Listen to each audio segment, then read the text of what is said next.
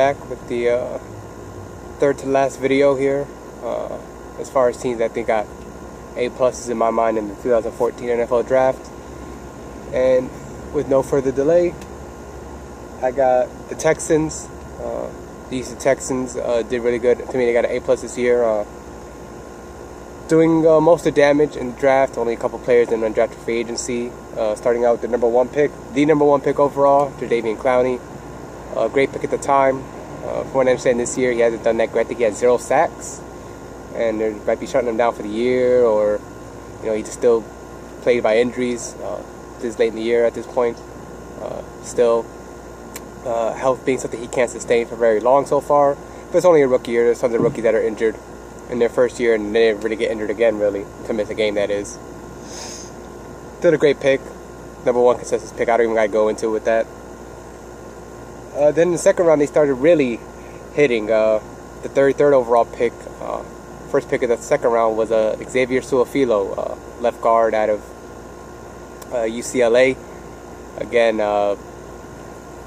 they go from one coast of South Carolina with Clowney to the west coast with Su'a-Filo. Again, someone who played left tackle. I think it was his past year, 2013, for UCLA.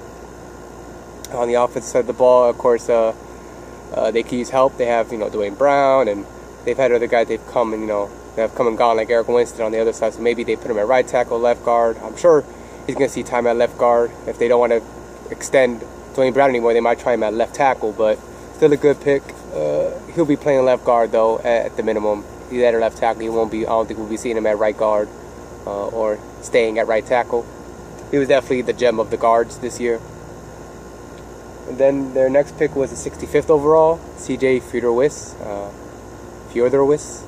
Not going to get me to say any more times than that. Tight end out of Iowa. Big, I think 6'5", tight end. I think good hands, not very fast, but definitely from a bigger school there, of course. Trying to diversify their positions they were going to get younger at, of course, letting Owen Daniels go. They didn't really want to retain him. He was okay, but I think RJ Johnson and Arian Foster really opened things up for him, of course, on the outside and in the backfield. So they gave him no one to, really double, triple team him over the middle. So he was always very productive for them. But I think Fiedorowicz could do pretty good there. Not a bad pick. Maybe they could have picked a different tight end, but not a bad one at all. Apparently they passed on Severian Jenkins to go ahead and fall a little low and grab him, because Severian Jenkins is still available, of course, when he picks Su'a-Filo. Their next pick, their fourth overall, was the 83rd overall pick, Louis Nix III, out of Notre Dame. Dealt with some injuries in college, but looked good pretty much throughout. If he could just stay healthy and not be as injured as he was towards the end of his tenure in college, he'd be good. He's a big body guy. I think he even slimmed down a little, dropped like 20 or 30, maybe more lbs. So he's not as heavy as he once was. I don't know what kind of playing time he's been seeing so far this year, but definitely a great pick for them.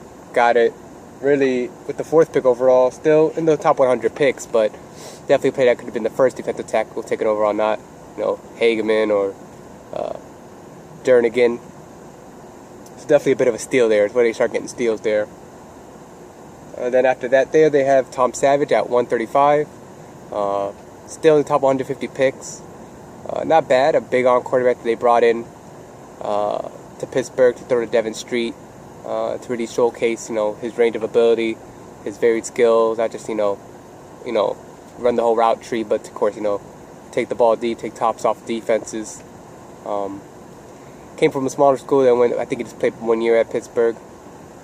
So we'll see how he goes there. Of course, they don't have any answers at quarterback now. Fitzpatrick is good, but his career is going to last us longer. I remember he was backing up Kurt Warner and Mark Bolger at one point. I think it was Mark Bolger, actually, in St. Louis. So he's been doing this for some time. So it's good that they got young this year, letting Matt Schaub go in the same off season. After that, they went with the 177th overall pick, back to defense with Jeffrey Pagan. Outside linebacker, defensive end for Alabama. Probably going to see more time at defensive end. I'm not going to expect him to be anywhere else, so I don't imagine him playing tackle, especially since they got a guy like Nix to be the space heater. while he eats up space. Of course, Pay's going to be, of course, trying to draw some double teams and shore up the line and get pressure on the quarterback.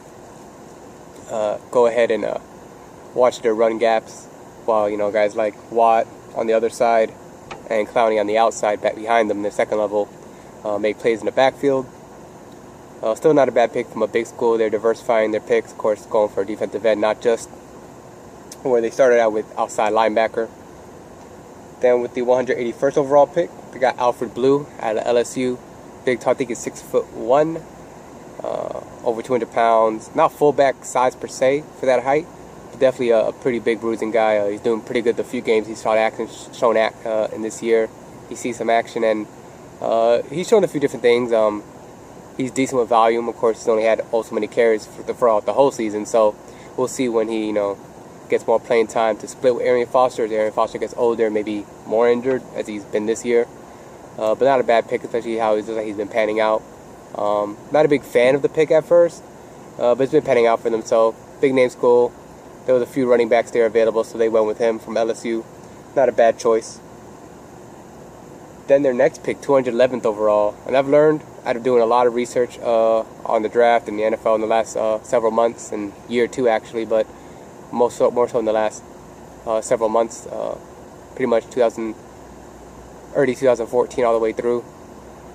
Jay Prosh, fullback out of Auburn. You don't go fullback really in the draft. You look at all the best fullbacks in the league that keep a job for more than 1 or 2 years, and give out the Pro Bowls and leading rushing attacks, where the lead runner, rusher, has like over 1,000 or 1,500 yards.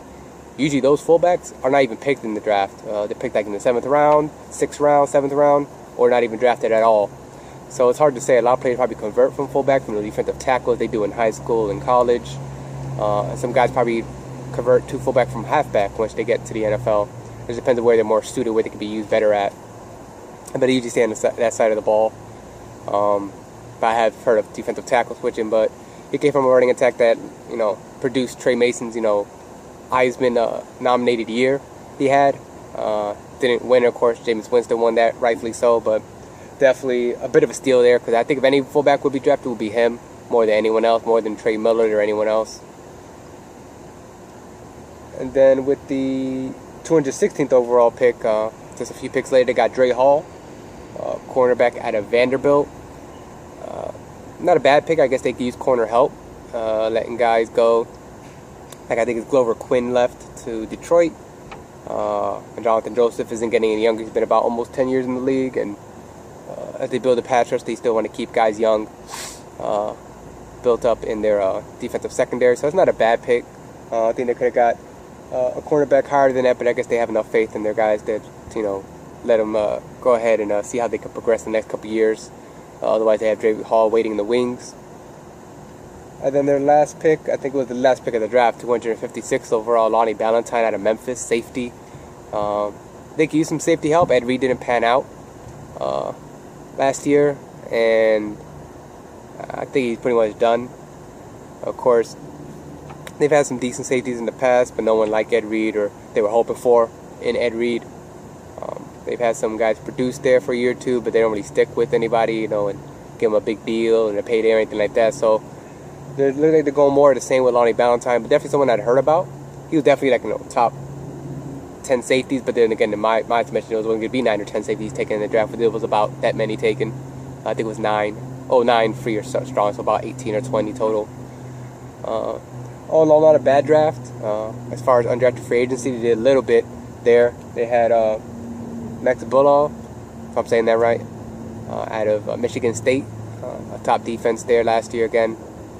If I'm not mistaken, I think with them and Stanford, two teams that coincidentally played that year in 2013 in a bowl game, led the country in defense, at least out of all the top Division I schools. No one looked as good as them on defense, and Michigan State was the team that had him, and he was good inside linebacker for him. So I'll look for him to produce there, because they don't have really a middle linebacker, an inside guy, since they let DeMeco Ryans go to Philadelphia a couple years ago. So we'll see how he pans out. I know he's a big 6'3", workout warrior type of dude. So we'll see how he looks without guys like Danico Allen to help him on the outside, and guys like Desmond Darquez Denard, excuse me, not Desmond Southward or something I was thinking, but Darquez Denard. Of course, he went to the Bengals. Danico Sala hasn't found a team yet. Last time I checked, he hasn't been on a team all year, maybe practice squad or something. But he got upgrades. He's got Jonathan Joseph, Jadeveon Clowney, and already, of course, J.J. Watt up front, which I think is an upgrade from Josh Merrill as well. Maybe one of those players outdo one, but outside of Darquez Denard, I don't see either of those guys really upgrading over Clowney, which came in the same years, Danico Sala, and on the outside, Jonathan Joseph. Maybe Darquez gets that there. But I don't think Morrow is going to be able to be better than J.J. Watt is even at this point, even before what Watt's been doing this year. And their last pick was tight end out of Arizona, Chris Coyle. I want to say it's Sun Devils, Arizona. I think Arizona State. A player that I heard about, I think he played even fullback, or that's what he was on some depth charts I looked at. So maybe they can use him at tight end, maybe as a H-back, some type of thing, like maybe like Aaron Hernandez, run the ball with him, run him short, out the backfield, in the slot, who knows. But they got him as well to give depth behind, of course, CJ, that they also picked in this draft with their second overall pick, the third overall pick. And all in all, I think they had a great draft. They had an A-plus draft. They drafted a lot of positions that they needed. I think they could have done better at quarterback, seeing that they let Matt Schaub go and they didn't decide to keep Case Keenum. He didn't look amazing last year. I thought he was good enough to at least keep, letting him audition at least for a few games this year, but they didn't want to go that route.